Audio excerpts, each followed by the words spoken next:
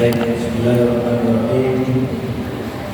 Assalamualaikum warahmatullahi wabarakatuh.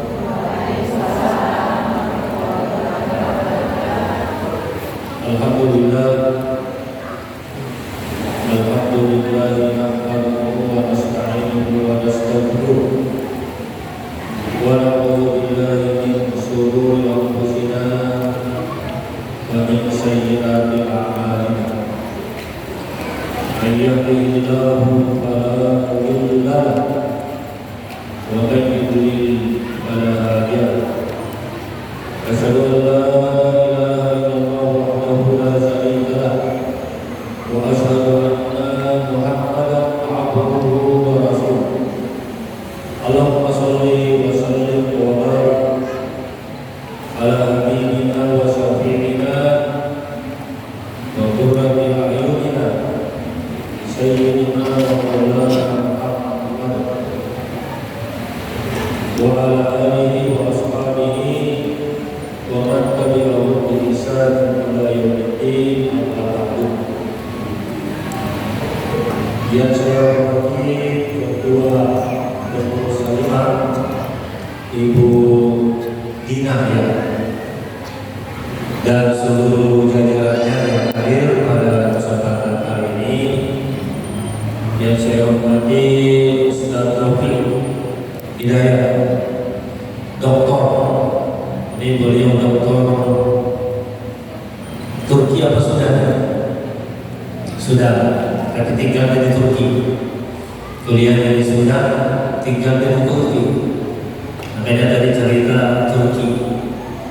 Dan memang kalau di luar negeri itu bulan-bulan 9 itu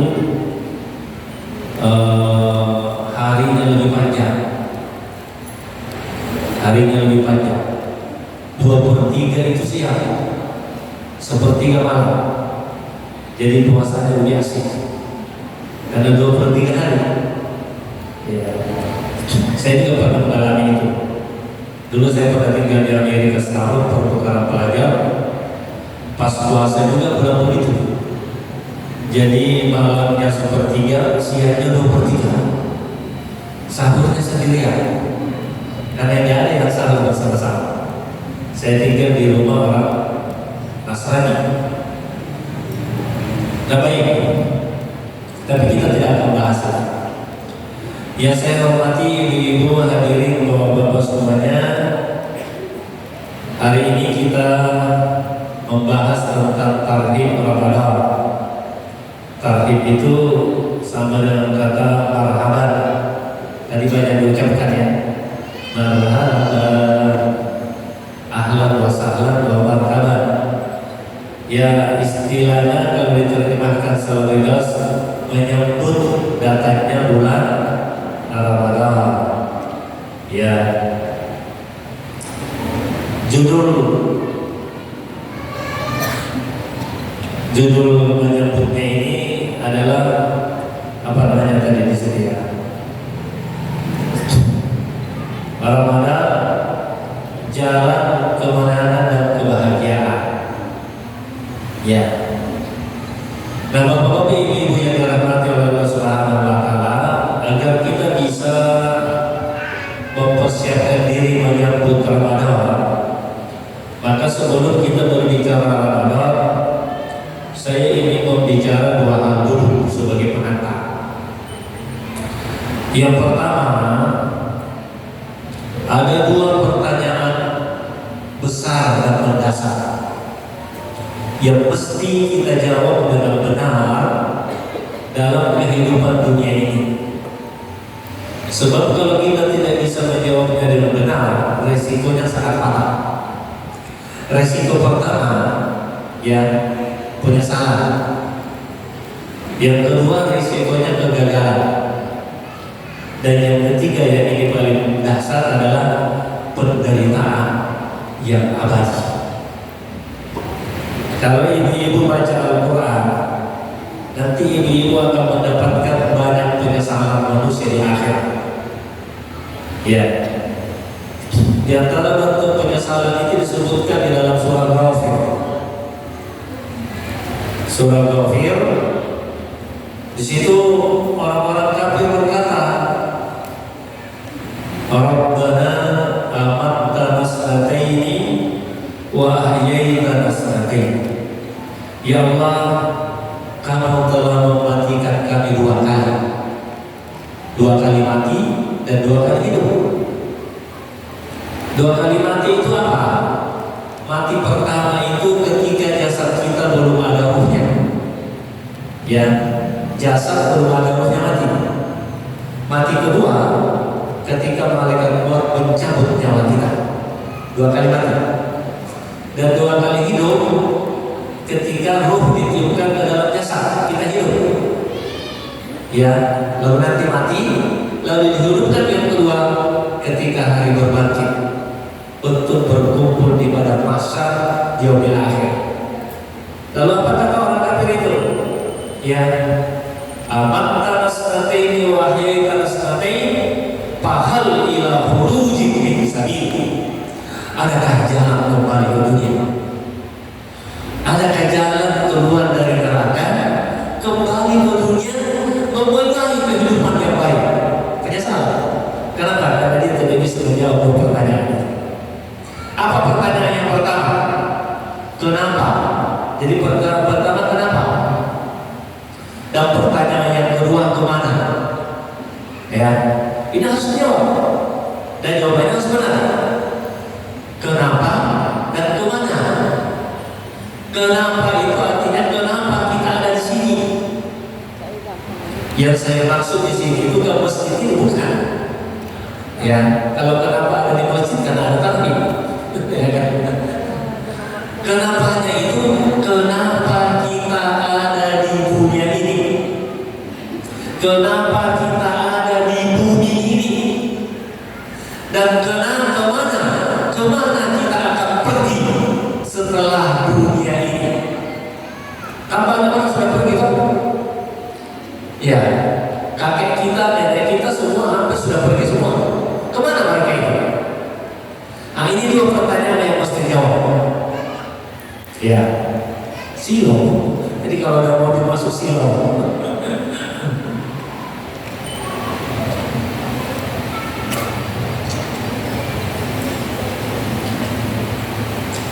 Jadi itu ya. Kenapa kita ada di bumi ini jelas.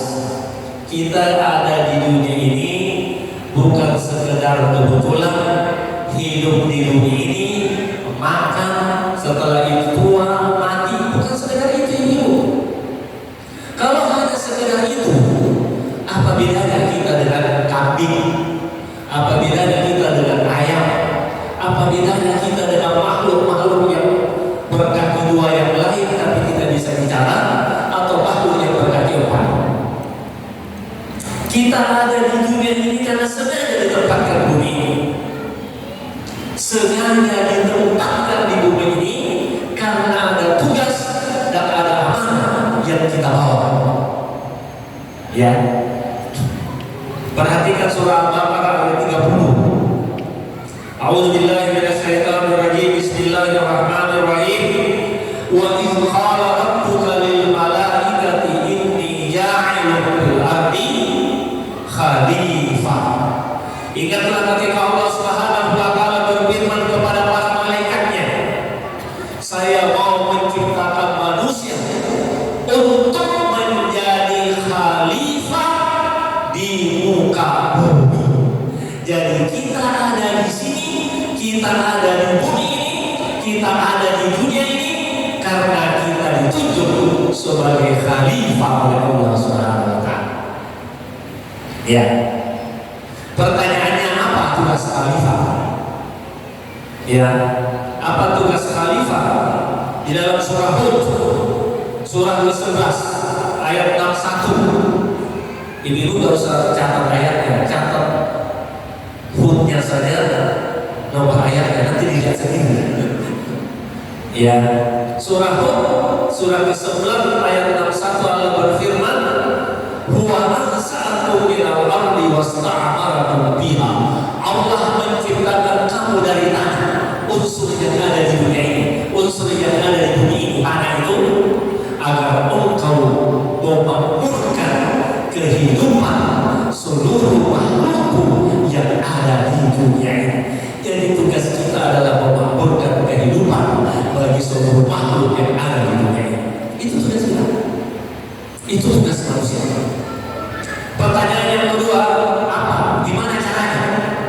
Ya, cara yang pertama, Bapak-bapak, ibu-ibu, ibu tahu apa artinya khalifah?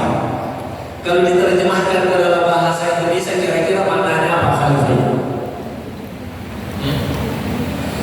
Pemimpin, penguasa. Jadi kita ini pemimpin dan penguasa dunia. Maka jangan tunduk pada makhluk lain seperti jin, karena kita penguasanya dunia ini. Ya. Maka cara pertama untuk memperoleh bumi ini adalah harus melahirkan pemimpin yang soleh. Pemimpin siapa? Yang soleh. Yang bilang begitu bukan saya. Yang bilang begitu Allah. Yang memberikan kita tugas sebagai khalifah. Nanti lihat di dalam surah 21, surah Al-Anbiya ayat 105, 21 ayat 105. Perhatikan apa kata Allah. Wa laqad katabna fil zaburi mimman dzikri annal arda yarisuha ibadiyas salihun. Telah ditetapkan kata Allah, sudah menjadi ketetapan Allah, kalau bumi ini mau makmur, mau baik, maka dia harus dipimpin oleh hamba-hambaku yang soleh. Itu kata Allah, bukan kata saya. Ya, haza balagan qaumin abidin. Ini adalah petunjuk. Dunia dipimpin oleh orang soleh. Kata lagi, ini adalah petunjuk bagi orang-orang yang rajin beribadah. Bagi para ahli ibadah, kamu harus perhatikan kata Allah, lahirkan pemimpin yang soleh di muka bumi. Ya, barulah ulama barulah terjadi kemakmuran di alam semesta. Kalau tidak, selamanya akan menjadi penderitaan, kezaliman dan sebagainya. Yang pertama. Yang kedua, pemimpin yang soleh itu yang akan melahirkan masyarakat yang soleh. Tapi ini saling terkait. Masyarakat yang soleh akan melahirkan pemimpin yang soleh.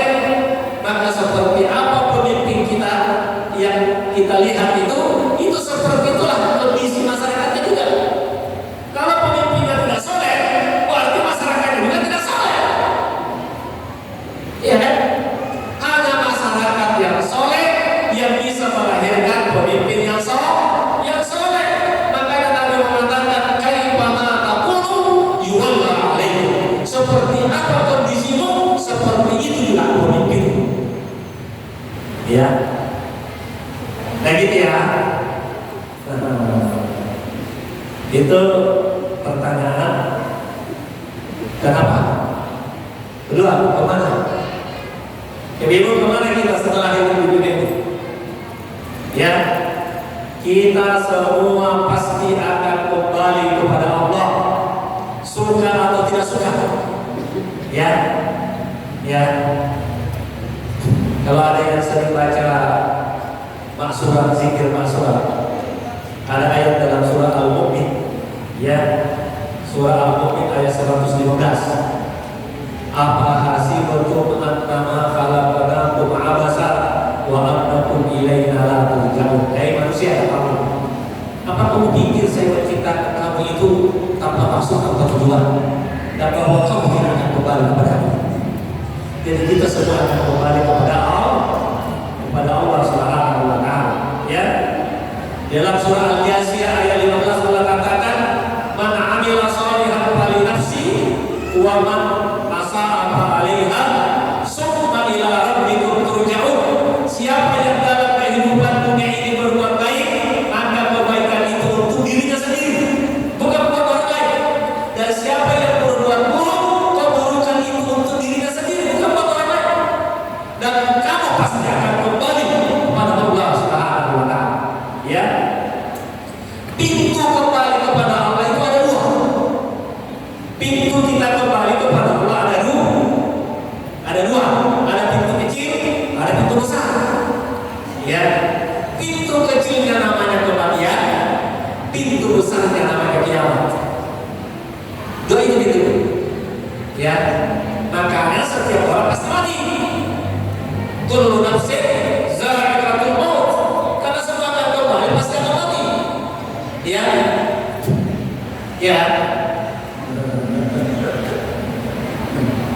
Gitu, ya. Makanya kalau ada orang meninggal apa kita bilang? Nah, iya kan? Kita ngaku. Inna lillahi wa inna ilaihi raji'un. Kita ini milik Allah dan kita semua akan kembali kepada Allah. Makanya Rasulullah memerintahkan kita ziarah kubur, takziah, supaya jadi pelajaran. Kata Nabi, kafabil mauti mau'izah. Cukuplah dengan melihat orang mati itu menjadi pelajaran bagi kita bahwa kita pun akan mengalami hal yang sama. Ya. Gitu ya. Pintu keduanya namanya kiamat. Ya. Jadi bapak-bapak ibu-ibu, kiamat itu kan ledakan dasar. Di mana meledak semua alam semesta diledakkan, dibenturkan satu dengan yang lain. Ya, kal farasil mabsuf, karena kencangnya embun itu berbeda dan kecepatannya itu melebihi kecepatan pesawat. Kira-kira dengan kecepatan seperti itu dibenturkan dengan yang lain, apa yang terjadi? Ka'asfin ma'kul, apa namanya? Kal farasil mabsuf, seperti kapas yang terbang. Jadi dulu teorinya ibu, ada teori terjadinya susunan alam semesta ini dengan teori namanya Big Bang. Ya, itu ditemukan abad 21 itu. Tapi penemunya itu kemudian masuk Islam, karena ternyata bukan dia yang menemukan pertama kali. Sudah dijelaskan di dalam Al-Quran jauh sebelumnya bahwa awal mulanya alam semesta ini satu bola besar. Jadi alam semesta awalnya satu bola besar aja, nggak ada dunia, nggak ada Jupiter, nggak ada Saturnus, nggak ada satu bola besar. Lalu bola besar itu diledakkan oleh Allah Subhanahu Wa Taala, maka tersusunlah alam semesta seperti yang sekarang kita bisa lihat. Miliaran galaksi di alam semesta ini. Nanti lihat di dalam surah Al-Anbiya ayat 30. Di situ Allah jelaskan, ya. Nah, di akhir kehidupan ini, seluruh alam semesta ini akan dikembalikan oleh Allah menjadi satu bola besar lagi. Dan bola besar itulah yang kemudian nanti kita kenal dengan akhirat. Tidak ada bola lain.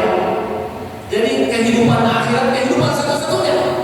Karena seluruh alam semesta dijadikan satu oleh Allah Subhanahu Wa Taala.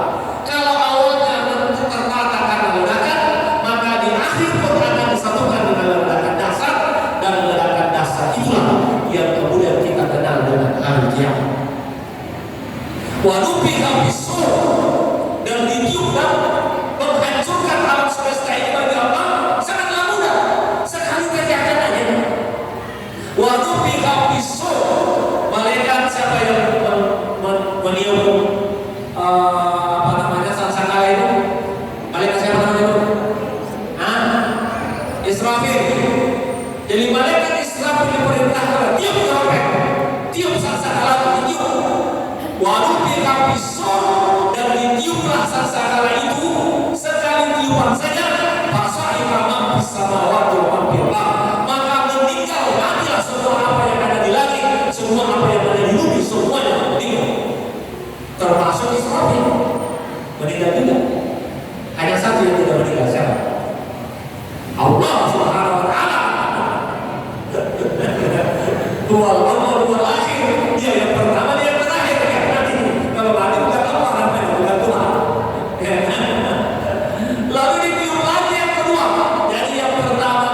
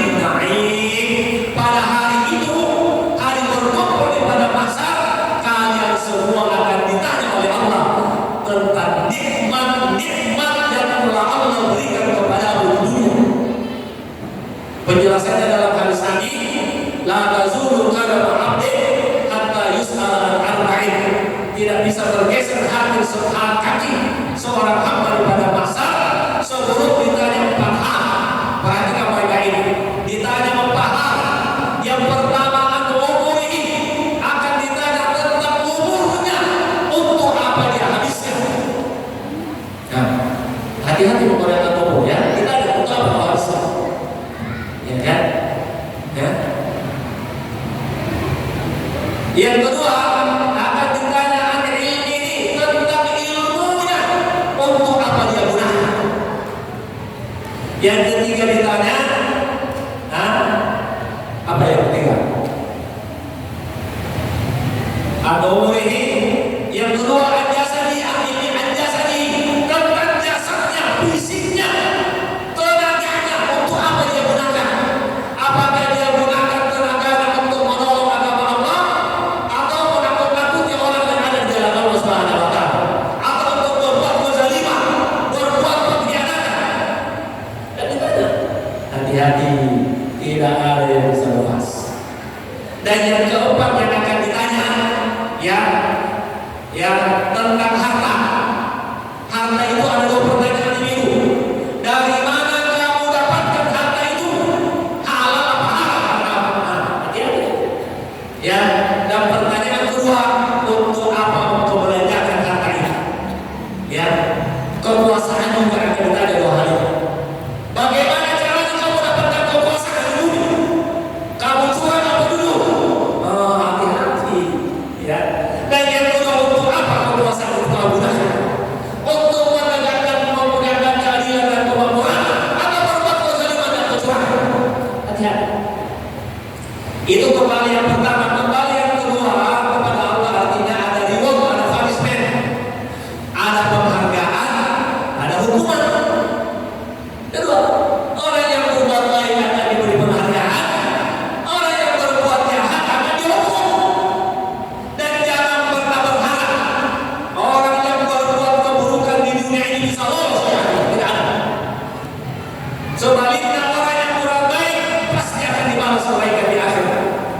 Ya, karena itu adalah hari keadilan. Ya, man amila sayyi'atan, siapa yang berbuat kejahatan, fala yujza illa mislaha, akan dibalas dengan kejahatan pula. Apa kejahatan di akhirat? Balasannya neraka. Apa? Neraka. Nah, sudah pernah bayangkan neraka? Kata Nabi, kalau ada orang yang paling nikmat hidupnya di dunia ini, orang yang paling bahagia hidupnya di dunia ini, kalau di akhirat dia dimasukkan ke dalam neraka sejenak saja, sejenak itu seperti ini bikin teh celup. Ambil air panas yang mendidih, masukkan teh celup, diangkat, itu namanya sejenak. Dimasukkan langsung diangkat, lalu orang itu ditanya, kata Nabi, kalau ditanya oleh Allah, ya berada, panggilan paling akrab oleh Allah kepada manusia, hei anak Adam, ya berada, harra'aita khairan qattu.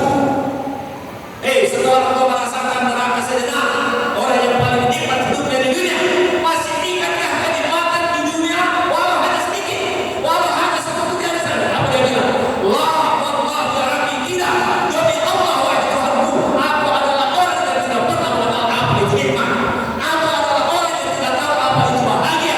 Yang ada dalam pikiranku sekarang adalah penderitaan, penderitaan, dan penderitaan.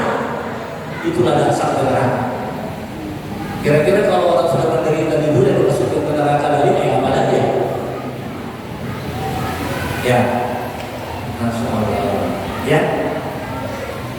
Nah, penghargaannya surga. Kalau kata Nabi surga itu gambarannya, ini kan barang sederhananya. Karena kalau mau digambar itu tak bisa digambarnya. Ya, kalau ada orang di dunia ini paling menderita hidupnya, paling sengsara hidupnya, dimasukkan ke dalam surga sejenak dimasukkan langsung dikeluarin. Dan ditanya, ia berada yang harra'aita sarran qattu, apakah engkau masih ingat penderitaan hidupnya di dunia walau hanya sedikit? Dia bilang, aku tidak tahu apa itu penderitaan ya Allah. Yang ada dalam kamusku hanya bahagia, bahagia dan bahagia. Tidak ada saya pernah menderita. Masya Allah. Ya, itu kembali kepada Allah yang kedua. Yang ketiga, kembali kepada Allah, itu yang saya bilang tadi, kebahagiaan dan kebesaran. Pembahagiaan bagi orang yang dapat surga. Apa kata Allah tentang orang penghuni surga? Inna ashabal jannati al-yawma fi sururin fakihun, hum wa azwajuhum fi zilalin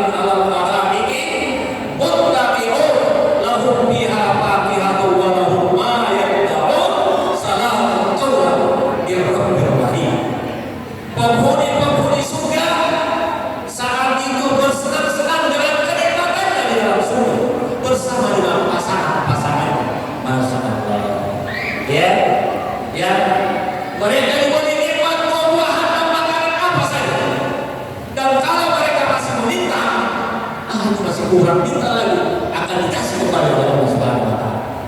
Masya Allah. Ya, dan punya salah kepada ahli neraka tadi. Nah, makanya kita sudah jawab doa tadi ya.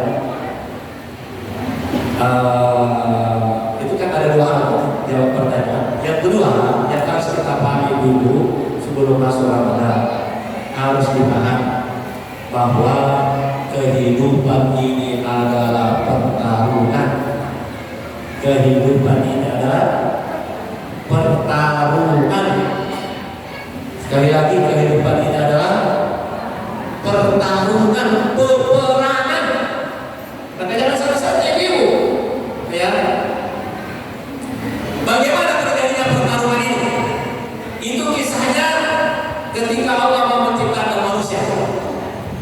Ya, untuk menjadi khalifah di bumi. Malaikat dan jin itu cemburu. Kata malaikat, ngapain manusia dikasih khalifah di bumi? Kata jin, iblis, ngapain manusia jadi khalifah di bumi? Nah, ada kecemburuan. Biasalah, ya, kita ada cemburu ya. Ya kan? Namun ketika malaikat dikasih tahu, nah dia tobat. Aku belum tahu malaikat daripada kalau begitu. Tapi dia dikasih tahu itu, nggak terima dia. Iblis. Puncak kecemburuan iblis itu ketika dia disuruh-suruh kepada Adam. Nah, dari awal sudah dengki, sudah cemburu, disuruh-suruh pulang. Ya kan? Ya. Wa isqulna lil malaikati isjudu li Adam fasajadu illa iblis aba wastakbar. Sujudlah semua malaikat kecuali iblis nyombong. Karena dia merasa dia yang pantas jadi khalifah bukan manusia. Sopan dia. Dan ketika ditanya oleh Allah, kenapa kau tidak sujud iblis? Apa dia bilang? Saya lebih baik dari dia. Saya yang harusnya jadi khalifah. Kira-kira gitu. Ya, maka sejak itu iblis dilaknat oleh Allah. Ya, lalu iblis minta kepada Allah satu hal. Ya Allah, jangan engkau hukum saya sekarang. Pertama. Yang kedua, tunda kematian dan hukumanku sampai hari membangkitkan manusia. Dan Allah kasih. Inna dalamina munzarin. Kamu saya beri waktu. Sejak itulah iblis bersumpah, ya Allah, karena saya dilaknat, saya dihukum oleh Engkau karena manusia ini, maka saya bersumpah akan menyesatkan semua keturunan manusia ini dan akan saya seret semuanya masuk ke dalam neraka bersamaku. Sejak itulah terjadi pertarungan ini. Dan itu dibuktikan oleh iblis. Dia berhasil mengeluarkan Adam dari surga. Iya kan? Ditipu, dibohongi, dibohong-bohongi. Apa kata Allah? Hai Adam, masuklah ke dalam surga, makanlah makanan minuman di dalam surga, kecuali satu makanan yang jangan kau dekati. Datanglah iblis, dirayulah, dalam sini. Ya, ada apa? Kamu tahu tak kenapa kamu dilarang makan buah itu? Pokoknya dilarang, ya udah dilarang. Tidak ada alasan. Kamu rasa bocah. Oh nggak, saya kasih tahu. Apa? Sebab kalau kau makan, kamu akan ada di dalam surga. Bahkan kamu akan jadi malaikat. Kira-kira kalau dibilang begitu, mau nggak apa di dalam surga? Pasti mau hidup dalam surga. Masalahnya bohong. Ya kan? Buktinya begitu dimakan, dikeluarin. Nah inilah ibu-ibu sering kita mengalami dalam kehidupan ini. Allah sudah bilang sama kita, jangan lakukan ini, jangan lakukan itu, lakukan ini, lakukan itu. Tiba-tiba ada orang, udah lakukan aja ini kan beda, masanya sudah beda, waktunya sudah lain. Ini semua teori dari iblis. Maka kalau ada orang begitu, langsung bilang, a'udzubillahi minasyaitonir rajim. Sambil keras-keras bukan, biar jalan. Itu semua iblis. Mengulang peristiwa itu. Allah bilang sholat, ada yang nggak usah sholat. Bagi iblis itu.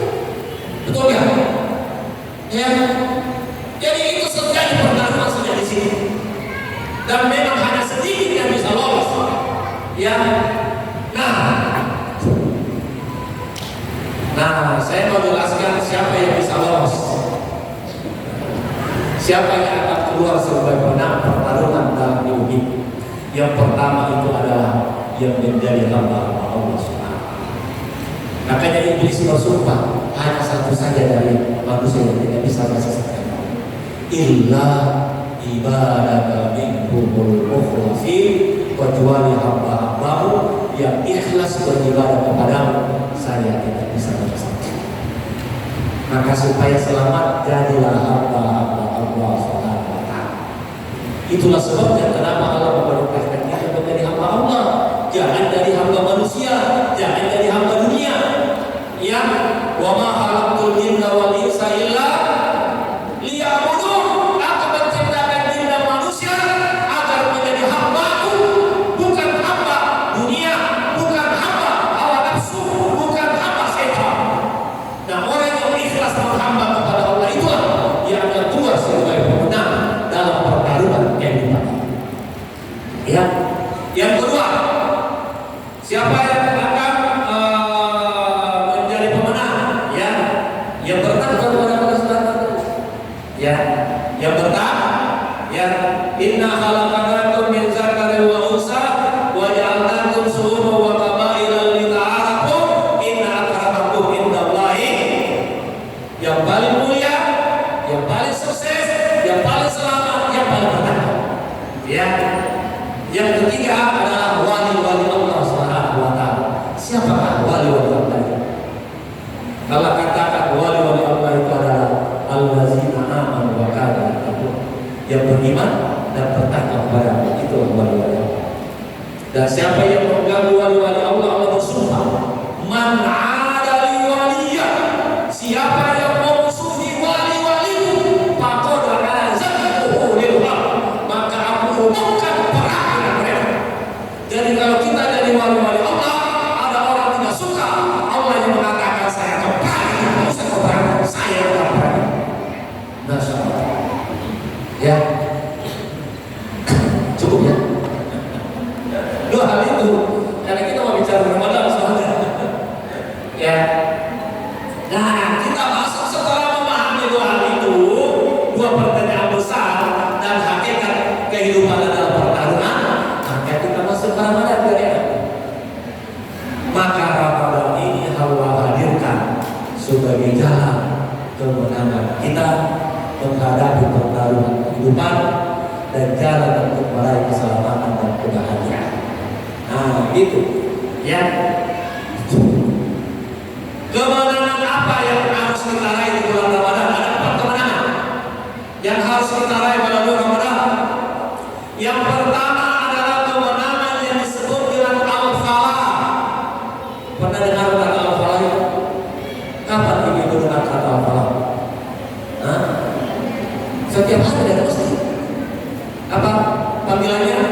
Hayya 'alal falah, hayya 'alal falah. Mari kita menuju kemenangan. Mari kita menuju kemenangan. Ya, berapa kali kita berpuasa setiap hari? 5 kali azan, berarti 2 kali 5 10 kali, kali 2 berarti 20 kali, belum termasuk kamarnya. Ya, jadi kira-kira kalau di akhirat saya lupa, ya Allah saya nggak tahu, kata Allah ngapain kali waktu azan kamu? Sudah azan 10 kali nanti mari menuju kemenangan, kau tidak ingati mari menuju kemenangan. Saya tidak ada alasan bagi manusia di hadapan Allah. Saya lupa dan tidak tahu yang benar. Apa yang dimaksud dengan al-falah? Al-falah yang pertama itu ibu-ibu yang harus kita raih, dan ini juga cara kita menyambut Ramadan adalah kebersihan hati.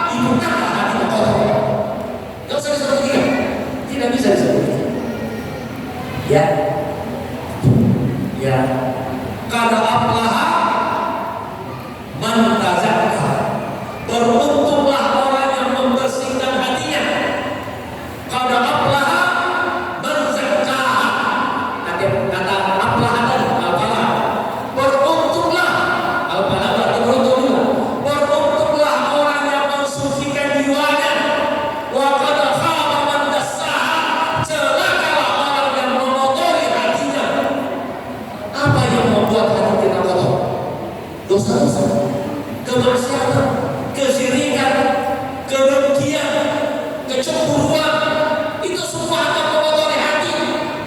Yang dengki, sombong, iri, itu penyakit hati. Ingat, penyakit hati yang merusak iblis namanya dengki. Ya, kebersihan hati, maka bersihkan hati. Banyak istighfar. Ya, makanya sebelum Ramadan harus minta maaf pada sama manusia. Yang punya orang tua dan ada orang tua minta maaf. Yang punya suami minta maaf sama suami. Yang punya istri minta maaf sama istri. Yang punya anak minta maaf sama anak. Yang punya orang tua minta maaf sama orang tua. Harus minta maaf supaya hati kita bersih. Ya, gitu ya. Yang kedua, orang yang mendapatkan al-falah itu adalah orang yang mendapat hidayah. Ya, hidayah. Dan hati yang bersih tadi itulah hati yang mudah menerima hidayah. Kalau ada orang susah menerima hidayah, itu tandanya hatinya masih kotor. Karena ada ayat di dalam surah Nur, Nurun ala nurin yahdillahu li nurihi man yasha. Cahaya di atas cahaya. Apa maksudnya cahaya di atas cahaya? Cahaya yang di atas itu namanya hidayah, Al-Quran. Ya, cahaya yang di bawah itu adalah hati. Hati yang bersinar ketemu dengan Al-Quran yang bersinar, maka akan ketemu. Yahdillahu li nurihi man yasha. Allah memberikan petunjuk untuk menerima hidayahnya bagi orang yang hatinya bersih. Ya, bersih hati ya. Nah, maka orang yang mendapat hidayah itu orang yang beruntung. Quran ayat 2 surah kedua ayat 5. Nah, apa ayatnya? Ulaika ala hudan mir rabbihim. Mereka itulah orang-orang yang mendapat hidayah dari Tuhannya, yaitu orang yang beriman. Alladzina yu'minuna bil ghaibi wa yuqimuna as-salata wa mimma razaqnahum yunfiqun. Walladzina yu'minuna bima unzila ilaika wa ma unzila min qablika wa bil akhirati hum yuqinun. Ulaika mereka yang beriman seperti itulah orang yang mendapat hidayah. Wa ulaika humul muflihun. Dan mereka itulah orang yang menang, orang yang beruntung. Al-muflih itu pelakunya. Kalau al-falah itu kata bundanya. Ya, orangnya namanya al-muflihun, untuk jamak. Ya, dan itulah dalam persahabatan insyaallah. Ya, nah indikator orang yang mendapat hidayah itu kita bisa mengukur diri kita. Saya sudah dapat hidayah apa enggak? Ada indikatornya kita tahu. Yang indikatornya itu adalah mudah menerima Islam. Kalau ada ajaran Islam mudah sekali dia terima. Dia nggak mikir-mikir, masa sih begini, masa sih begitu, kanan kiri kanan. Wah, akhirnya dia nggak butuh. Itu tandanya hatinya tidak hidayah. Ayatnya apa? Ayatnya ada dalam surah Al-An'am surah ke-6 ayat 125. Faman yuridillahu an yahdiyahu. Siapapun yang Allah ingin berikan kepadanya hidayah, kata Allah, tandanya Allah yasrah sadrahu lil Islam. Allah rapatkan dada orang itu untuk menerima ajaran Islam. Ya, dan Islam itu harus diterima keseluruhan, tidak sebagian-sebagian. Saya terima pakai jilbabnya, atau saya terima sholatnya, saya tidak terima pakai jilbabnya. Saya terima sholatnya, saya terima jilbabnya, saya tidak terima yang lain. Tidak bisa begitu, karena Allah mengatakan udkhulu fis-silmi kafah. Terima Islam secara keseluruhan. Tidak boleh saya terima ini, saya terima itu, tidak ada. Take it or leave it. Terima semua atau kau tidak ada apa. Gitu ya. Astagfirullah. Gitu ya. Itu yang pertama. Yang al-muflih, yang dapat hidayah. Kebersihan hati. Ya.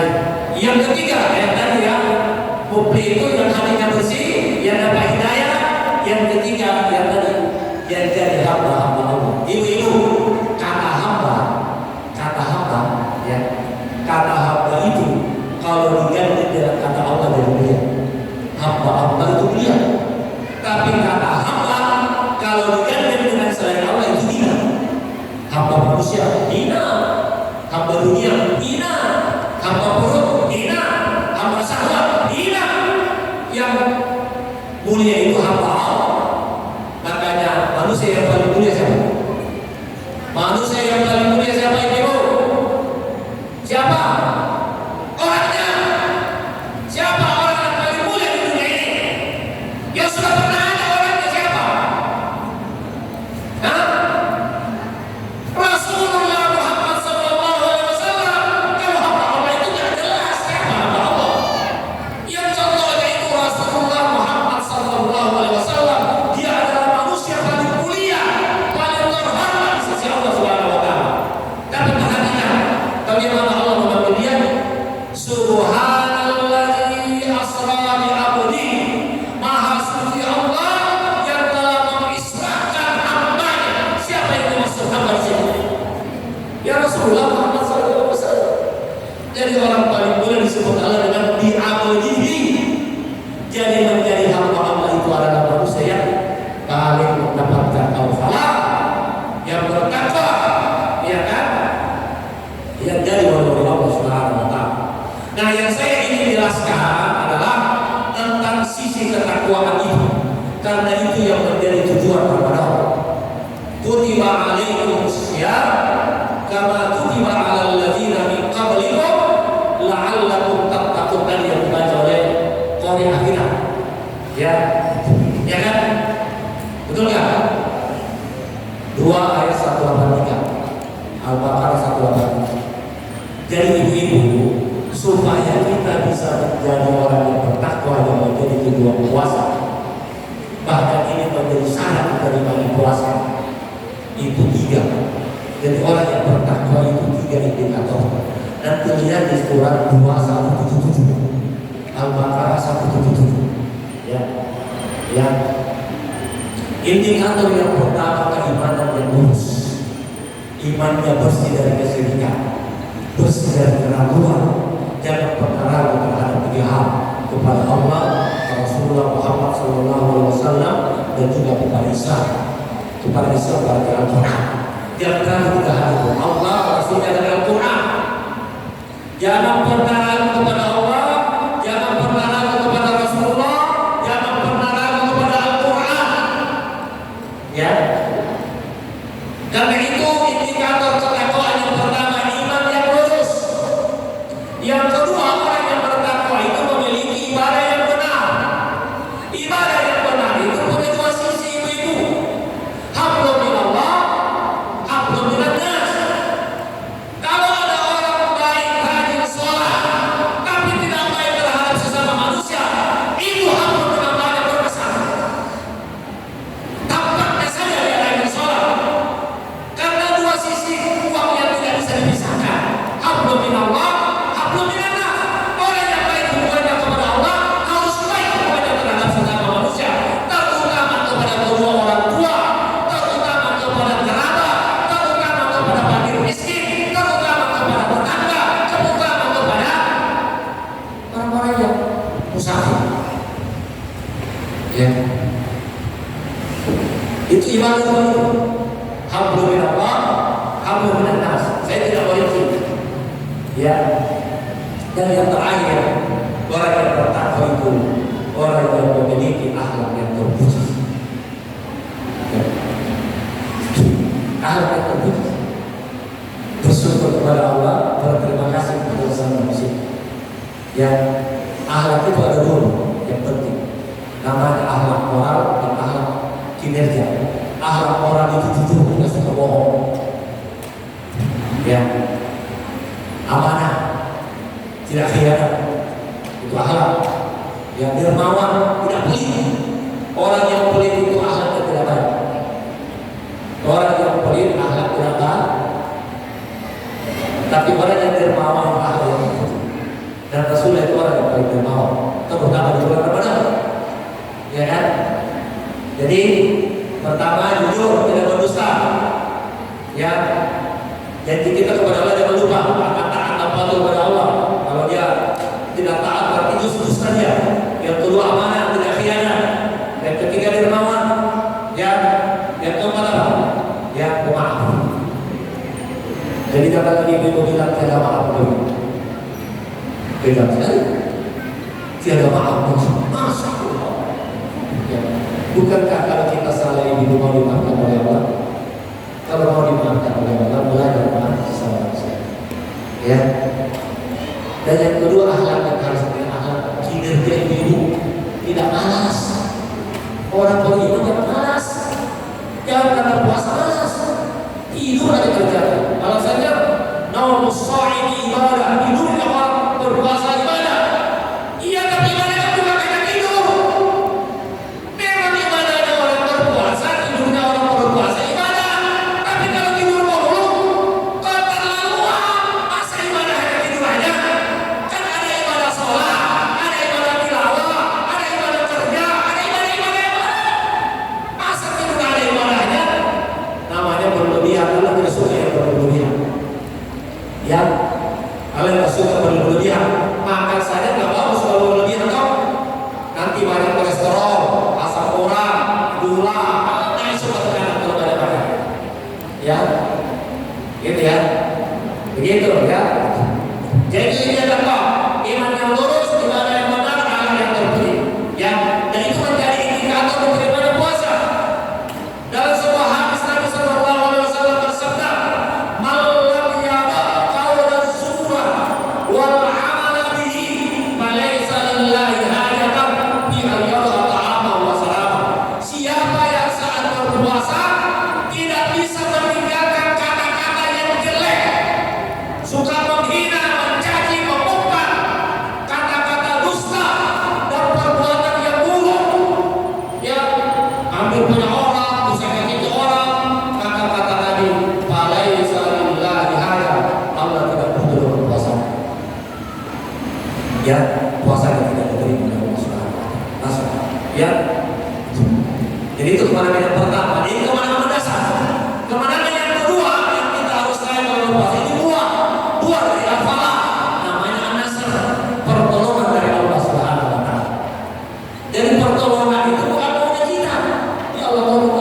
Kalau baru tolong Allah, raihlah al-falah, jadilah hamba Allah, jadilah orang-orang yang bertakwa, bersihkan hati, hidayah dan sebagainya. Maka akan datang an-nasr. Ya, dan kalau an-nasr datang, insya Allah akan datang kemenangan yang ketiga namanya al-fath. Iza jaa nasrullahi wal fath. Al-fath itu apa? Kalau an-nasr pertolongan dari Allah. Dan kita butuh pertolongan. Pertolongan pertama ketika kita menghadapi masalah dalam kehidupan kita. Allah bilang siapa yang bertakwa saya kasih. Ya.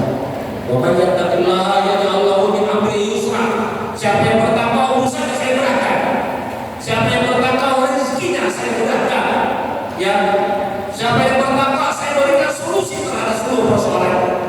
Itu namanya an-nasr. Ya. Ya. Jadi an-nasr itu yang kita terhadap Allah. Ya. Akibat saja. Dan yang ketiga, kemenangan yang ketiga yang kita harus raih dari Ramadan namanya al-fathu. Nah, al-fathu itu yang kemarin. Yang kemarin, pemilu.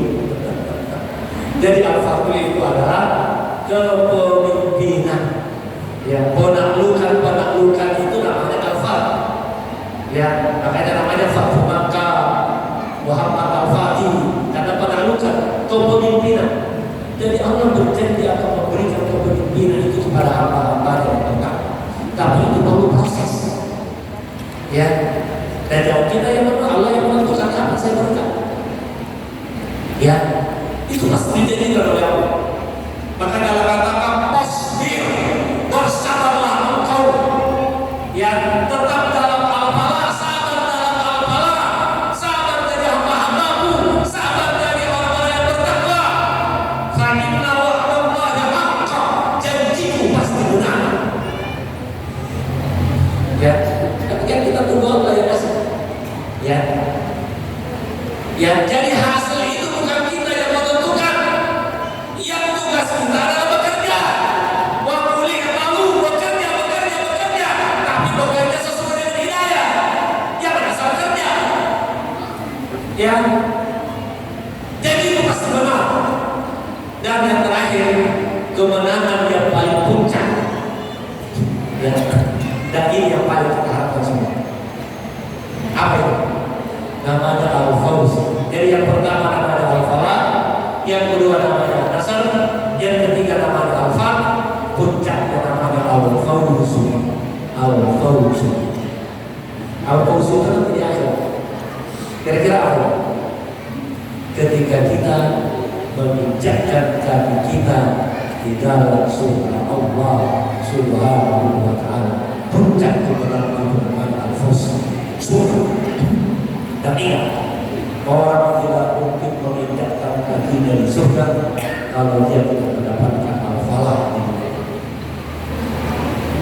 Ya. Kalau tidak menjadi hamba Allah, kalau tidak menjadi orang-orang yang bertakwa, dia berharap mendapatkan surga Allah, karena surga itu disediakan Allah bagi orang-orang yang bertakwa.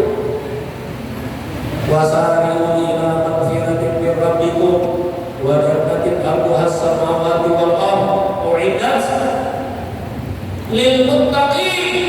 Bersegeralah untuk mendapatkan ampunan dari Tuhanmu dan surga yang luasnya seluas langit dan bumi. Ibu-ibu, nanti kalau masuk surga, itu luasnya surga satu sama lima, satu kampung buat satu orang. Ya, makanya harus banyak pelajaran di dalam. Ya kan? Jadi itu kan. Ya kan? Kata Nabi, penghuni surga itu sekali makan bisa menghabiskan 300 piring satu kali makan. Saking enaknya makanannya. Dan di akhirat tidak ada lagi WC, tidak ada lagi toilet, tidak perlu, cukup sendawa hilang. Oh, hilang, lapar lagi. Nah, ya, bagian di ala yang dikumah bukan sunnah.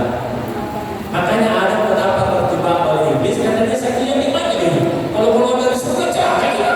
Padahal bohong masalah. Ya kan? Kayak apa namanya itu? Dulu saya ini orang aslinya orang Makassar, Sulawesi. Dulu kalau pergi keluar itu naik kapal. Di kapal itu banyak calo. Dia bilang, naik ini, oh, ya kita ini, nggak dapat naik calo. Nah, di sini calo. Calo berdosa. Calo surga tapi berdosa. Nah, jangan tertipu sama iblis, ya. Musuh kita iblismu bukan orang beriman. Paham ya? Begitu ya. Jadi puncak kemenangan itu adalah surga Allah Subhanahu wa Ta'ala.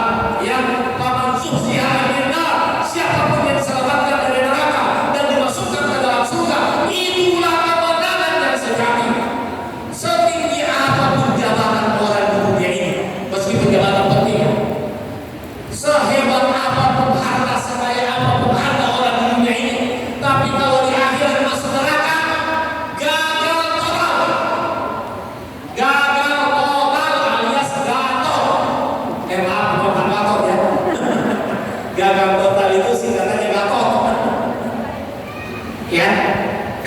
Jadi ingat, kita Ramadan ini karena ini orang petang. Yang pertama al-falah, dekatkan diri kepada Allah Subhanahu wa Ta'ala. Banyak tilawah, banyak zikir, banyak sedekah, banyak sholat. Ya, jadikan Ramadan bulan di mana? Jadilah hamba-hamba Allah Subhanahu wa Ta'ala. Bersihkan hati dari seluruh prasangka-prasangka buruk, dari penyakit dengki, penyakit sombong. Ingat, penyakit yang paling tidak disenangi oleh Allah itu adalah sombong. Yang inna Allah la yuhibbu kulla mukhtalin fakhur. Allah tidak suka orang yang sombong. Allah itu yang paling pantas sombong, tapi Allah tidak sombong. Bukan dia maha kuasa, maha pencipta, maha pemberi rezeki, tapi Allah tidak sombong. Kenapa manusia ini sombong? Apa yang dia miliki? Semua yang ada pada diri kita nikmat dari Allah. Siapa yang kasih kita mata saja bisa melihat? Siapa yang kasih kita kuping saja bisa mendengar? Siapa yang kasih kita tangan saja kita bisa bekerja, kaki saja bisa berjalan? Setiap saat Allah bisa menahan nikmat kita. Makanya harus sombong. Ya, harus tawadhu, rendah hati, bukan rendah diri. Rendah diri nggak boleh. Rendah hati, namanya tawadhu. Kalau rendah diri itu menghinakan diri di hadapan orang, nggak boleh. Kita hanya menghamba kepada Allah Subhanahu wa Ta'ala. Mulai sekarang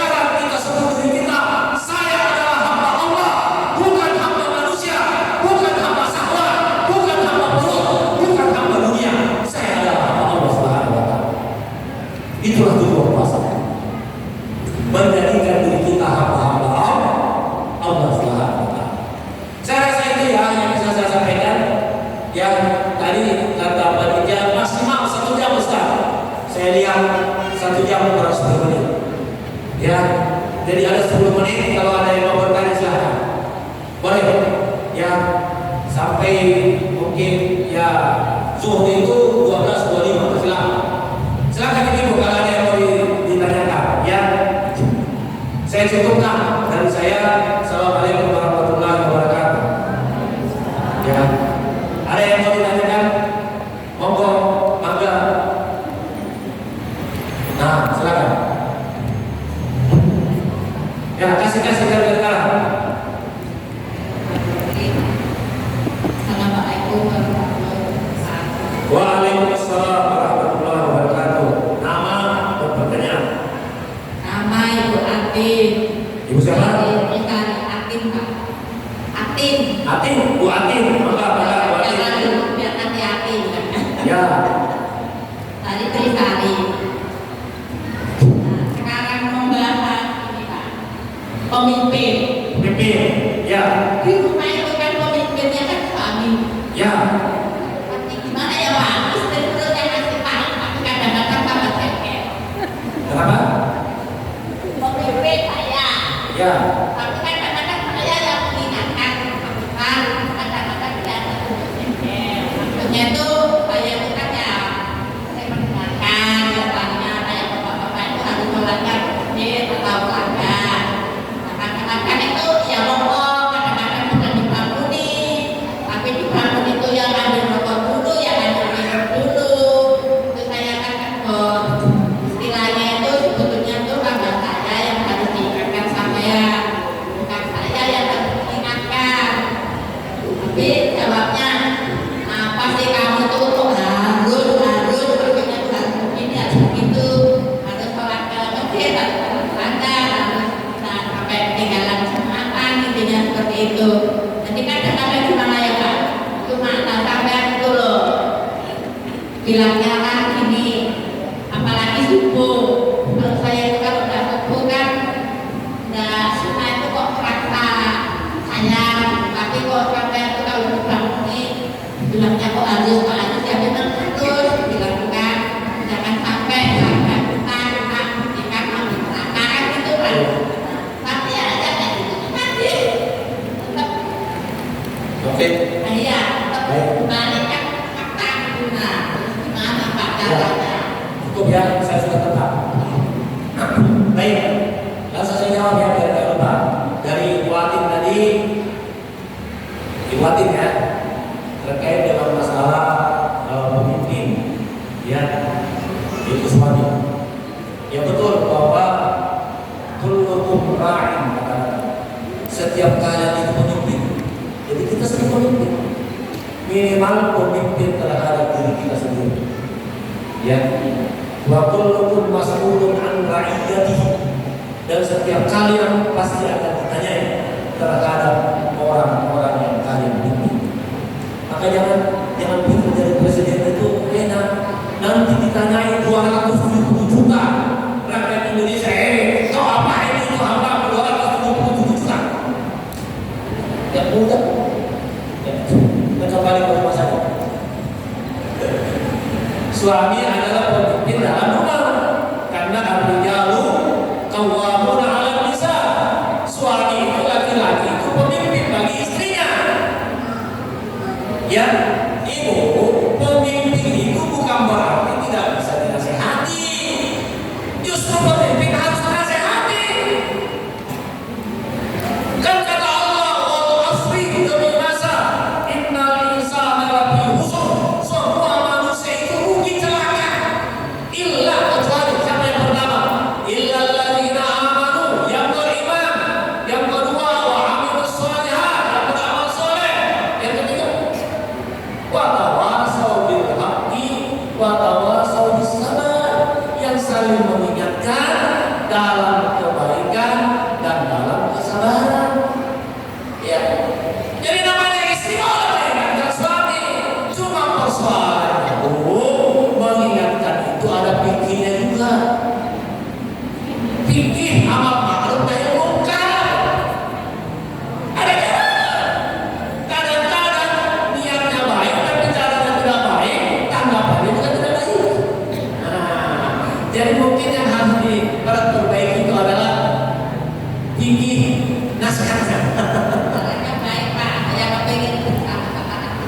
dulu, saya belum selesai. Ya kan? Ibu ingat, orang itu pada prinsipnya tidak mau digurui. Jadi kalau memberi nasihat jangan seperti menggurui suami. Ya kan? Makanya kita sering mendengar kamu anak pemahaman itu kan karena mungkin caranya. Saya ambil contoh. Dulu ada orang tua berburu asal-asalan. Disaksikan oleh dua anak kecil. Dua anak kecil menyaksikan bunuh orang tua itu, dia tahu itu salah itu bunuh orang tua itu.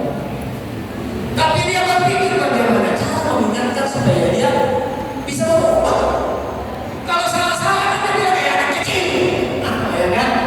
Akhirnya dia minta. Ya, anak kecil itu namanya Hasan dan Husain, cucunya Nabi Hasan dan Husain. Melihat ada orang tua berbunuh salah-salah, dia bilang sama adik, akhirnya dia datang. Ini namanya fikih. Dia datangi orang tua itu, Pak. Ya kan? Saya dan adik saya ini bersaudara berselisih dalam masalah wudu. Oh, nah saya ingin bapak jadi wasit. Saya mau berwudu, bapak jadi wasit. Mana yang antara kami yang wudunya salah atau wudunya benar? Oh iya, saya senang jadi wasit, jadi hakim. Berwudulah dong, wudu yang paling sempurna.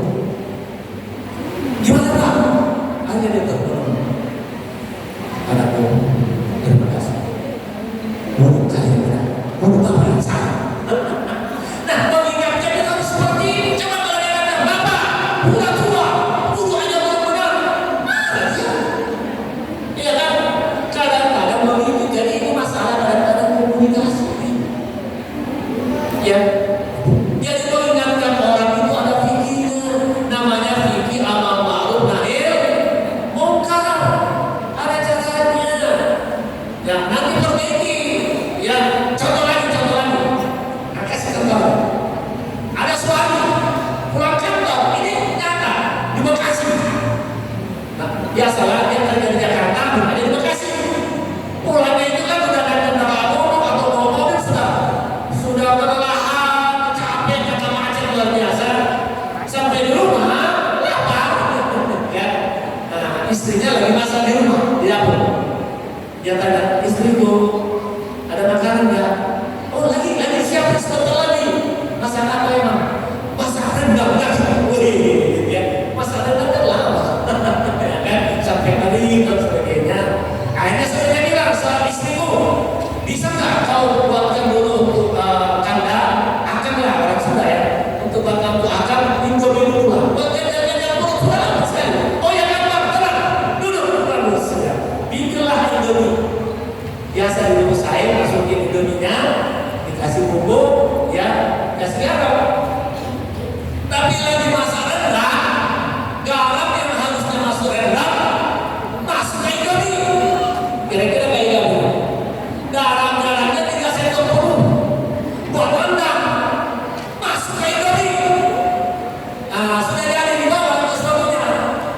Terima kasih istriku, Masya Allah, luar biasa, ya kan? Balik lagi ke dapur. Begitu disendok, langsung, oh, ini di Indomie apa enggak?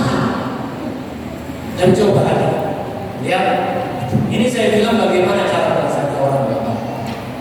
Kira-kira kalau dia sehat istrinya, kamu ini gimana sih? Suami sudah pulang capek, lapar dikasih Indomie, garam semua.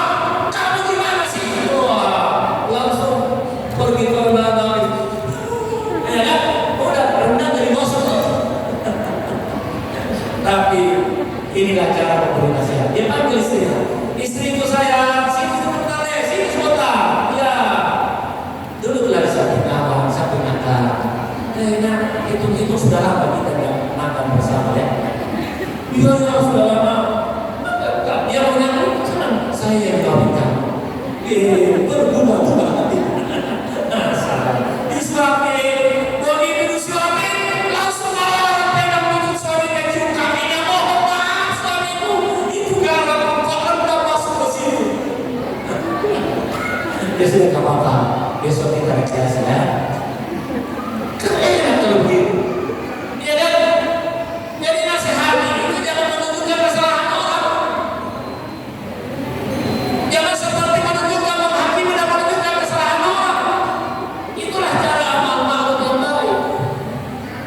Terakhir, ada contoh Nabi Sallallahu Alaihi Wasallam setelah dicaci dan dimaki oleh orang Yahudi, orang tua. Muhammad penjahat, jangan dekat-dekat dia. Muhammad penjahat, jangan dekat-dekat dia. Muhammad penjahat. Lalu pulang ke rumahnya, dia bilang sama istrinya Aisyah, ya istriku, buatkan makanan yang banyak, yang enak. Emang kemana? Saya mau ke teman. Dia bilang teman. Jadi setiap sore itu dibawain makanan orang punya itu ke rumahnya. Disuapin, dibawain susu, dibawain roti, disuapin. Cara nyuapinnya, cara yang paling baik. Susu itu kan, roti itu kan keras biasanya. Dimasukkan dulu ke dalam susu biar lembek, baru disuapin ke mulutnya orang tua itu. Nikmat luar biasa. Bertahun-tahun lamanya Nabi menyuapi orang itu dan Nabi tidak pernah bersikap kalau saya Muhammad. Kata hubungannya segala doa. Datanglah Abu Bakar, nanya kepada anaknya, wahai anak, adakah perbuatan Nabi yang saya tidak lakukan? Rupanya sudah ya. Nah, ada satu lagi ayah. Tiap sore itu Nabi menyuapi orang buta. Oh ya kalau begitu buatkan makanan saya berjalan. Datanglah dia. Disuapin roti tidak dimasukin ke susu. Jadi keras. Kata dia berani, kamu siapa? Saya orang yang selama ini menyuapi kamu. Bohong kamu. Tidak seperti itu cara menyuapinya. Gimana? Kalau yang selama ini dia masukin susu baru suami saya. Kamu langsung tak merasa dibully ada. Menangis sebentar. Mengingat Nabi Allah ya Rasulullah, engkau dicaci sama orang ini, tapi engkau memperlakukan luar biasa. Lalu dia katakan, yang menyuapi kamu selama ini sudah meninggal. Dan tahu siapa orang itu? Tidak tahu siapa. Dia adalah Muhammad Sallallahu Alaihi Wasallam. Langsung kayak kesal orang tua itu. Dari dulu langsung apa? Muhammad, orang yang selama ini saya caci, saya mati. Dia yang menyuapi saya setiap hari dengan cara yang paling baik dan paling lembut. Langsung menangis orang itu dan kemudian tertuduh dan dia mengatakan, asyhadu an la ilaha, karena dia masih tahu dia belum Islam. Wa asyhadu anna Muhammadan. Inilah cara menasihati yang baik. Gitu. Ya. Produk terinspirasi ya. Ya. Kalau perlu itu bikinin susu dulu, bikin kue begini, ya apa saya. Ini kan sekarang 18 mahal, 18.000 sekarang seminggu. Uang belanja yang dikasih kan 500.000 setiap bulan. Karena cukup tambah-tambah ya misalnya besok saya kata 1 juta 500. Begitu ya. Iya kan? Gitu Bu ya. Baik, ada lagi. Nah, silakan Bu. Nah, ini Ibu. Ini. Ya, yang pakai di bawah kita. Silakan Ibu. Assalamualaikum warahmatullahi wabarakatuh. Waalaikumsalam Nama warahmatullahi saya Ibu Sri dari Sungai Kaping. Ibu siapa? Ibu Sri Mawardi. Ibu Sri Mawardi. Sri Mawardi. Ya, nah, Kayak orang yang saya tahu namanya. ya soalannya bagaimana cara merawat hidayah yang diberikan oleh Allah Subhanahu Wa Taala? Mohon pencerahannya. Terima Cara kasih. merawat apa Bu? Merawat hidayah yang sudah diberikan oleh Allah Subhanahu Wa Taala. Terima kasih. Baik, Ibu Sri Mawardi ini bertanya pertanyaan yang sangat baik, yaitu merawat hidayah. Gimana cara? Ya. Kita sudah dikasih hidayah oleh Allah, kita usaha karena hidayah itu paling mahal. Ya, hidayah itu pesan Allah terhadap Adam sebelum turun ke bumi. Ya, fa'imma ya'tiyannakum minni huda faman tabi'a hudaya fala khaufun 'alaihim wa la hum yahzanun. Wahai Adam, dulu waktu kau di surga saya beri kau petunjuk hidayah. Nanti kalau kau turun ke bumi, dapat hidayah aku, jangan kau langgar lagi. Ingat di surga kau langgar, kamu saya keluarkan. Kalau kamu sampai di bumi langgar lagi hidayah aku, kamu tidak bisa masuk surga. Yang ada dalam surga aja dikeluarkan karena melanggar hidayah, apalagi masih di luar.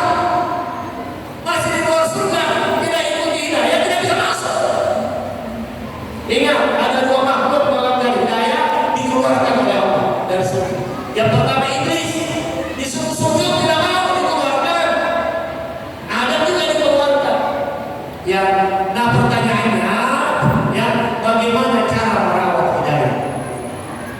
Jadi hidayah itu akan semakin kuat kalau kita ikuti.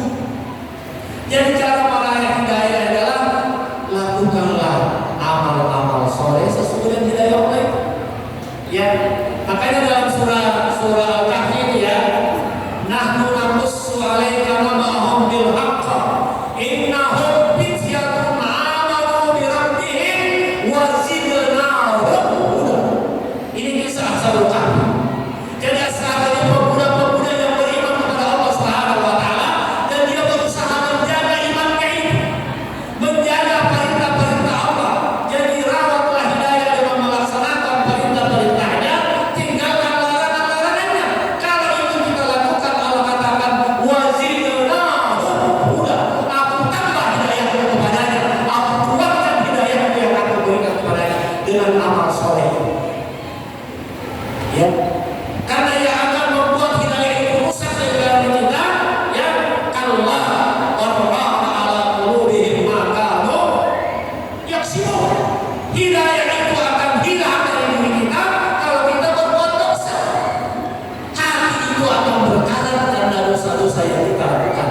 Maka tinggalkan larangan, laksanakan perintah, banyak berzikir, banyak bertasbih, banyak tilawah. Insya Allah hidayah itu akan semakin bertambah dalam diri. Ya, karena Allah mengatakan wa ma ja'alallahu birrajulin min qalbayni fi jawfihi. Allah tidak pernah menjadikan dua hati dalam diri manusia. Apa maksudnya dua hati? Tidak mungkin ada hati yang taat bercampur dengan hati yang bermaksiat. Kalau hati bermaksiat, maka hati akan dipenuhi dengan kemaksiatan. Kalau hati taat, maka hati akan dipenuhi dengan ketaatan. Maka rawat dan jagalah hidayah dengan ketaatan kepada Allah Subhanahu wa taala. Ya, istiqomah. Ya, jadi laksanakan perintah. Dan memang iman itu kan ujian, diuji dengan perintah dan larangan. Insya Allah begitu ya. Jadi kita rawat hidayah itu dengan banyak berbuat amal soleh, berbuat baik, insya Allah akan terjaga. Ya, maka kita ketika kita mendapat diri kita berani malas baca Qurannya, malas sholat. Ingat, mungkin kita jauh dari Allah Subhanahu. Ya, karena ketika kita jauh, yang datang adalah keburukan. Ketika kita dekat, yang datang adalah kebaikan dan kebaikan dari Allah Subhanahu. Begitu ya. Baik, ada lagi. Maka ibu ini, ya silakan Bu. Ya. Nama siapa Bu? Siti Aminah. Ya, silakan Bu.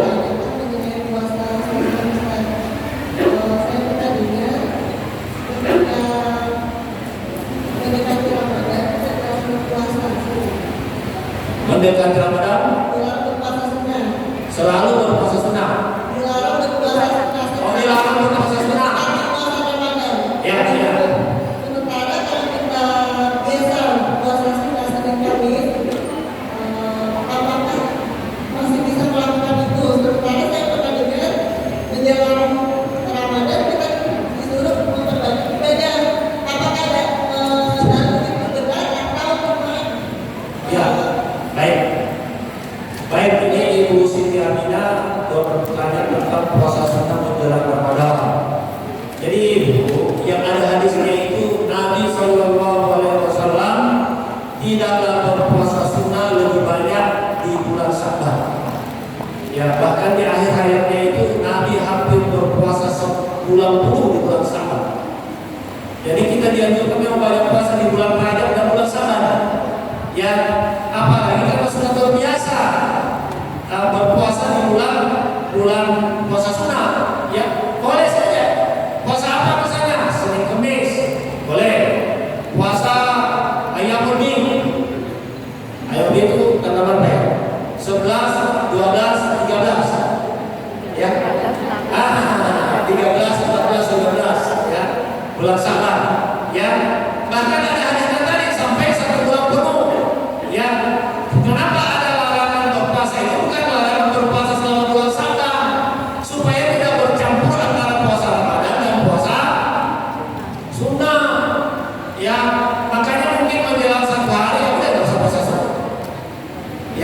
memastikan, ya kan? Kan di Indonesia ini orang masih berselisih tentang puasa Ramadan.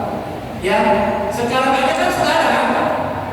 Muhammadiyah itu tanggal 11 sudah puasa, berarti tanggal 10 sudah tarawih.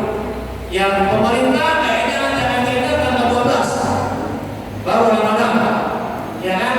Nah supaya tidak bercampur tadi, maka mungkin di tanggal 10 itu jangan lagi puasa suruh, ya kan? Akhir tanggal 9 saja. Begitu aja teknisnya. Jadi larangan puasa itu bukan mutlak selama tidak boleh berpuasa, karena hadisnya mengatakan Nabi tidaklah berpuasa sebanyak puasa sunnah sebanyak di bulan Syawal. Ya sebanyak Syawal Ramadan ya, Rajab Syawal Ramadan. Jadi boleh aja. Ya sekarang masih boleh lah, sekarang aja banyak. Nah, hari ini hari Sabtu, hari Senin tanggal berapa? Tanggal 4.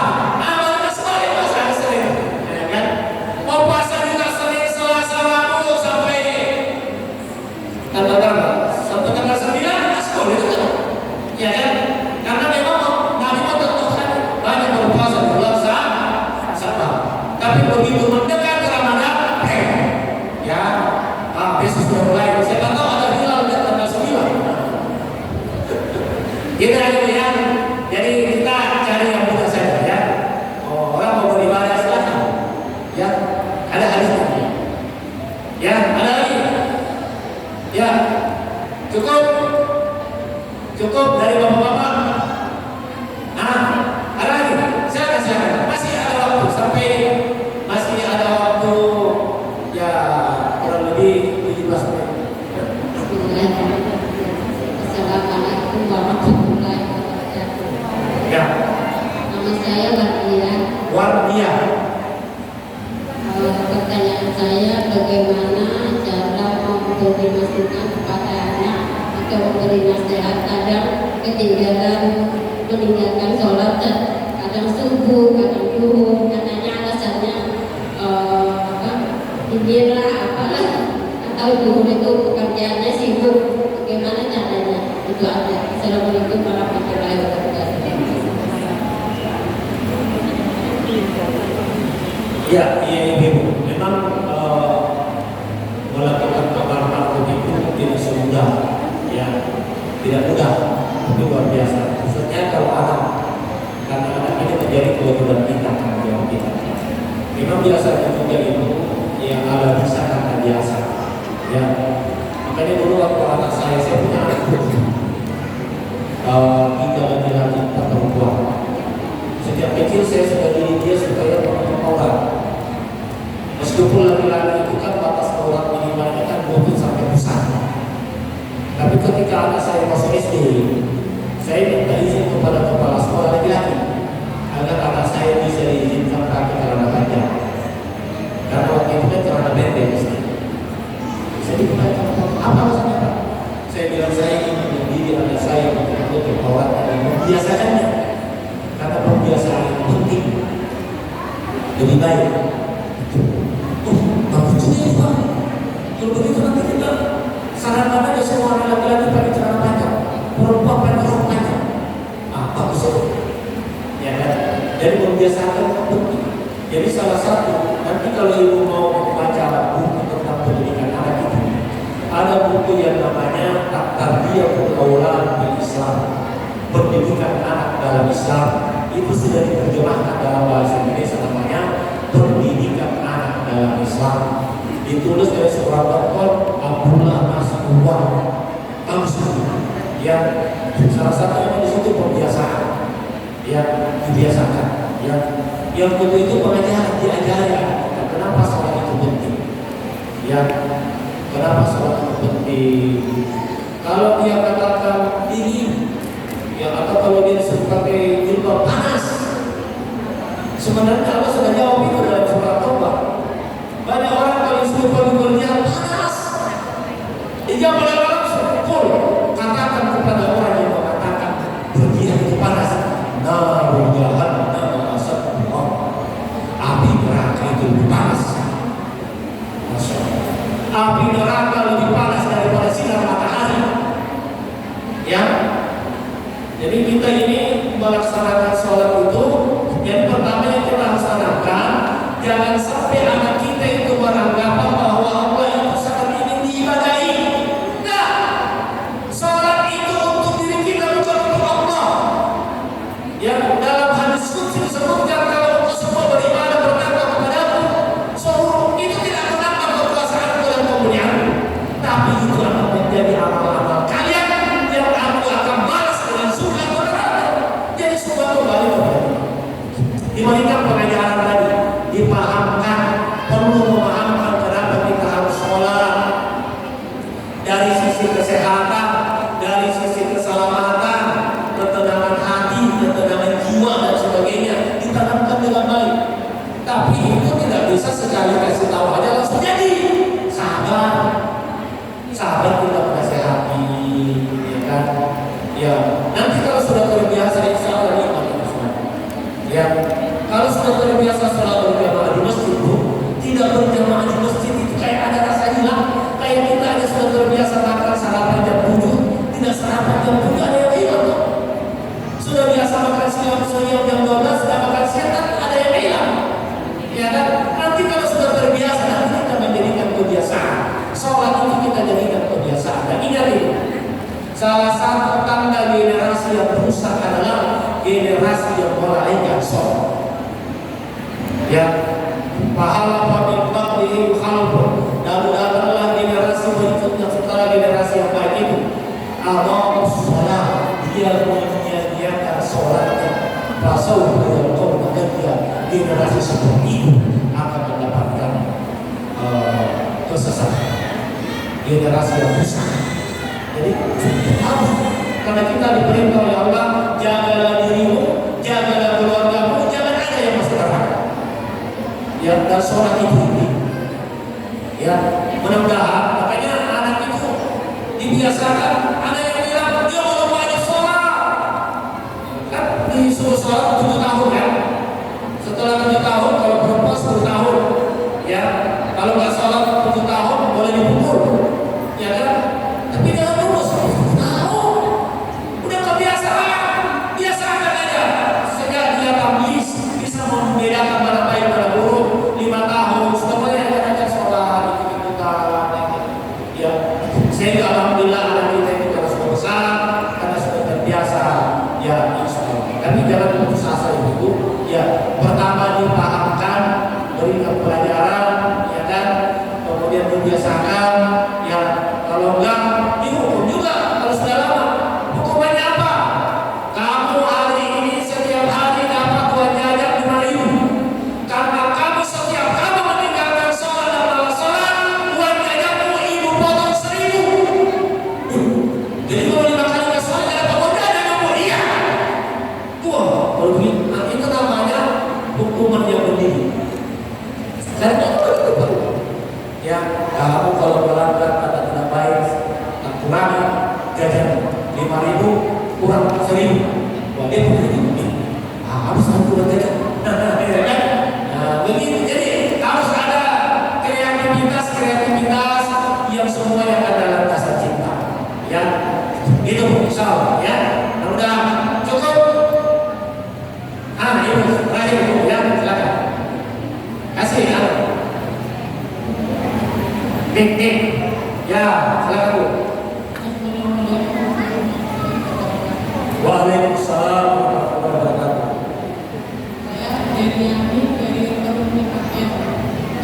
Ibu Eliani, ya silakan Ibu Eli. Pertama, sebaiknya perempuan terawih di rumah atau di masjid. Kedua, apakah ada seseorang mendapatkan malam Lailatul Qadar? Terima kasih.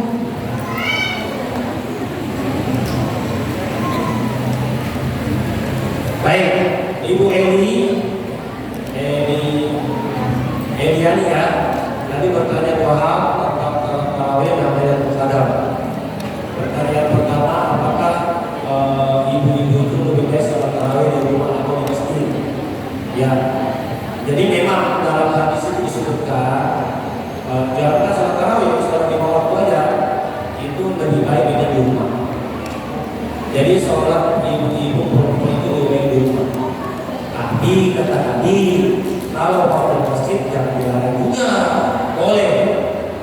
masjid itu boleh ya, tapi ditambah dengan syarat jangan sampai menimbulkan fitnah. Ke masjid itu untuk orang jangan ya buat hal-hal yang menarik perhatian lawan jenis. Misalnya pakai minyak wangi, ada yang bilang, ada juga dari lewat, ya kan? Jangan membuat fitnah, jangan bersolekan, ya bersolekan. Ya, tapi kalau mau sholat di masjid boleh, ya. Tapi memang lebih baik di rumah. Tapi kalau mau ke masjid boleh dengan syarat tadi, jangan berkabar dalam bahasa Al-Quran itu, wala baik tabarrusnya tabarrul jahiliyah. Jangan bersolek seperti di masa-masa jahiliyah, artinya buka aurat. Ya, jadi gitu ya. Apalagi misalnya kalau di masjid itu memang banyak juga ibu-ibu kan, kalau di rumah kan tidak dengar ceramah misalnya. Kalau masjid kan bisa dengar ceramah, bisa ngambil ilmu, ya biarlah ya, boleh dulu ya. Yang kemudian keutamaan Lailatul Qadar. Jadi Lailatul Qadar ini pertama yang harus diraih waktunya kapan? Ya. Jadi Lailatul Qadar itu kata Nabi sallallahu alaihi wasallam ada di 10 hari terakhir bulan Ramadan. Lalu Rasulullah lebih merinci lagi adanya di bulan-bulan yang di hari-hari ganjil.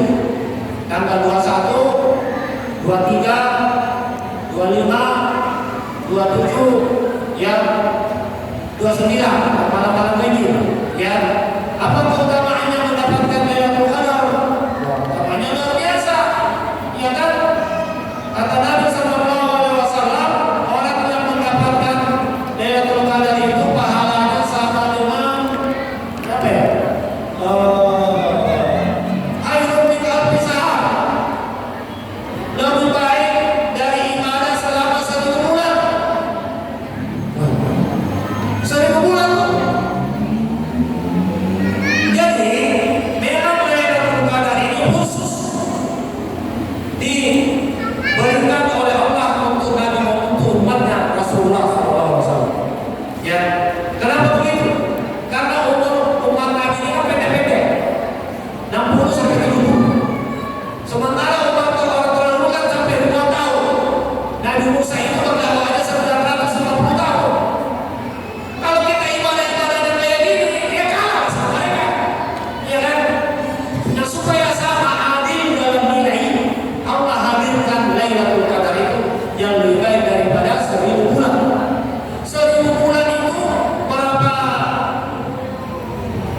tahun ya? Coba 1000 bulan, 83 tahun. Jadi 83 tahun loh 1000 bulan itu. Coba kita ketemu Lailatul Qadar selama 10 tahun saja. Sudah berapa nilai ibadah kita? 10 kali 83. 830 tahun lamanya kita beribadah. Meskipun usianya 60 tahun, tapi nilai ibadah bisa sampai 830 tahun. Apalagi kalau 20 tahun, 830 kali 2 saja 1600. Inilah keadilan Allah juga, ya, supaya nilai-nilai ibadah kita, tarawihnya, salat wajibnya, baca Qur'annya, zikirnya sama dengan orang berzikir selama 83 tahun. Masya Allah. Maka Nabi selama hidupnya tidak pernah meninggalkan mencari, memburu, istilahnya memburu Lailatul Qadar. Bagaimana caranya memburu Lailatul Qadar? Dengan i'tikaf di masjid. Makanya Nabi itu selalu i'tikaf di 10 hari terakhir. Tidak peduli mau ganjil mau genap, selama 10 terakhir i'tikaf di masjid. Salat, zikir, doa, semuanya tilawah. Ya, jangan tidur aja di masjid. Soal kalau tidur deh, 83 tahun. Bayangin, sudah di luar Ramadan tidurnya udah banyak, di bulan Ramadan Lailatul Qadar tidur pula. Wah, tidurnya yang 83 tahun. Jangan pula ngobrol. Sering saya dengar orang yang tidak di masjid ngobrol sama tetangganya. Ya Allah, ini i'tikaf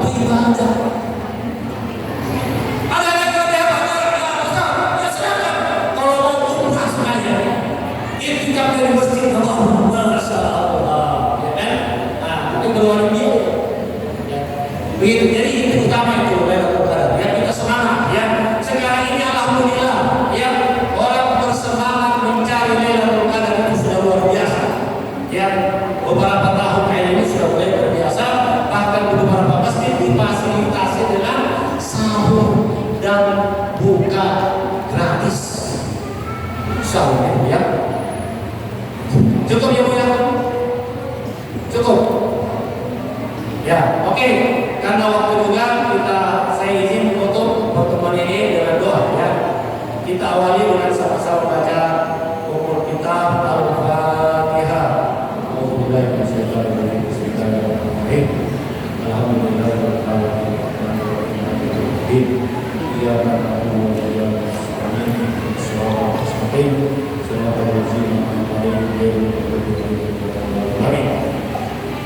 Alhamdulillahirabbil alamin hamdan na'imin hamdan syakirin hamdan yuwaffi ni'amahu wa yukafi mazidah ya rabbana lakal hamdu kama yanbaghi li jalali wajhika wa azimi sultanik Allahumma shalli wa sallim wa barik ala sayyidina Muhammad wa ala alihi wa sahbihi ajma'in Allahumma iyyaka na'budu wa laka nusalli wa nasjudu wa ilayka nas'a wa nahfi narju rahmataka wa nakhsha 'adzabaka min 'adzabil jiddi wal kufari wal 'iqab la ilaha illa anta subhanaka inni kuntu minadh dhalimin ربنا اغفر لنا ذنوبنا واسرافنا في امرنا وثبت اقدامنا وانصرنا على القوم الكافرين ربنا اغفر لنا ولوالدينا ولنا وقوم صغارا ولجميع المسلمين والمسلمات والمؤمنين والمؤمنات الاحياء منهم والاموات برحمتك يا ارحم الراحمين ربنا اغفر لنا ولاخواننا الذين سبقونا بالايمان ولا تجعل في قلوبنا غلا للذين امنوا ربنا انك رؤوف رحيم اللهم ربنا هب لنا من ازواجنا وذرياتنا قرة اعين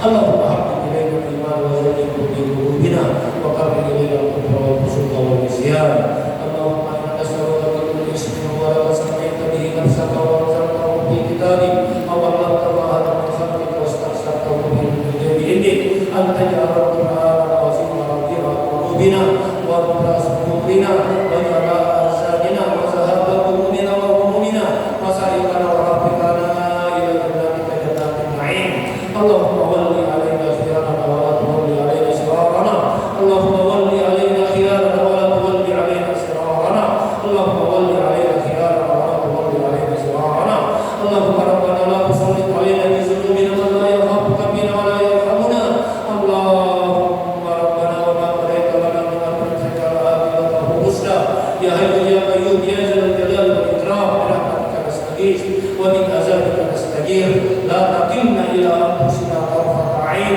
واصلح لنا شأننا لما اصلحت به عبادك الصالحين اللهم ربنا اصلح لنا دنيانا ديننا الذي هو عصمة امرنا واصلح لنا دنيانا التي فيها معاصينا واصلح لنا اخرتنا التي اليها معادنا واجعل الحياة زيادة لنا في كل خير واجعل الموت راحة لنا من كل شر اللهم ربنا بارك لنا في رجب وشعبان وبلغنا رمضان بارك لنا في رجب وشعبان وبلغنا رمضان بارك لنا في رجب وشعبان وبلغنا رمضان اللهم ربنا آت نفوسنا تقواها وزكها أنت خير من زكاها أنت وليها ومولاها اللهم من أراد بنا وبالإسلام والمسلمين سوءا فاجعل دائرة تسري تدور عليهم واجعل دائرة تسري تدور عليهم اللهم ثبت سبلهم وزلزل أقدامهم وفرق جمعهم وانصر نصر عزيز مقتدر اللهم اصلح إخواننا المسلمين والمجاهدين في فلسطين وفي غزة وفي كل مكان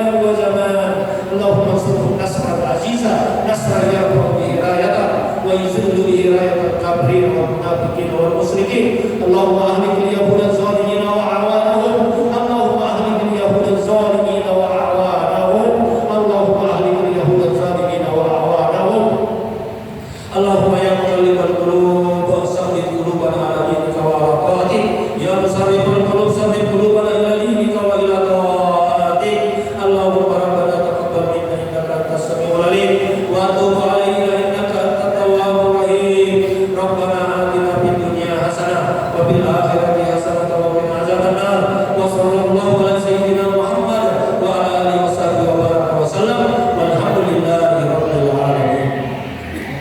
Demikian Bapak Ibu lebih kurangnya mohon dimaafkan.